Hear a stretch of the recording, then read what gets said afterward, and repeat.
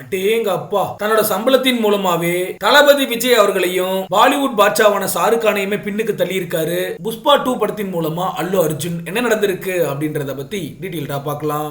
இப்பெல்லாம் ஒரு பெரிய பட்ஜெட்ல, அதாவது ஒரு 500 கோடி செலவுல பிரம்மாண்டமா படம் எடுக்கிறாங்க அப்படின்னா அதுல ஹீரோவோட சம்பளமே கிட்டத்தட்ட 200 கோடியை தாண்டிடுது.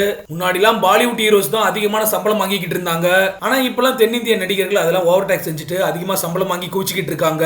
அந்த வகையில தான் தளபதி விஜய் அவர்கள் கோட் படத்திற்காக 200 கோடி சம்பளம் வாங்கியிருந்தாரு அப்படின்னு சொல்லப்பட்டது. இப்ப தளபதி விஜய் அவர்களோட கடைசி படமான தளபதி 69 படத்துக்காக 270 கோடி வரைக்கும் சம்பளம் பேசப்பட்டிருக்கு அப்படின்னு சொல்லப்படுது. அதன்படி சமீபத்தில் பிரபல பத்திரிகை வெளியிட்ட தகவல்ல கூட இந்திய அளவுல அதிக சம்பளம் வாங்கும் நடிகரா விஜய் தான் இருக்காரு அப்படின்ற மாதிரி வெளியிட்டு இருந்தாங்க.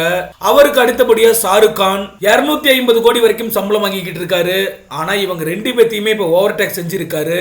புஷ்பா பட நாயகனான அல்லு அர்ஜுன், தெலுங்குல முன்னணி நடிகரா இருக்கவர் தான் அல்லு அர்ஜுன். புஷ்பா படத்துக்கு அப்புறம் ரொம்பவே பிரபலமான நடிகரா மாறி இருக்காரு.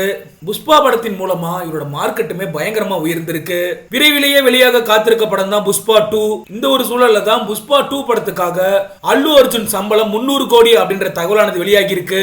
இதெல்லாம் வச்சு பார்க்கும்போது இந்திய அளவுல அதிக சம்பளம் வாங்கக்கூடிய நடிகர்கள் பட்டியல்ல முதலிடம் பிடிச்சிருக்காரு அல்லு அர்ஜுன்.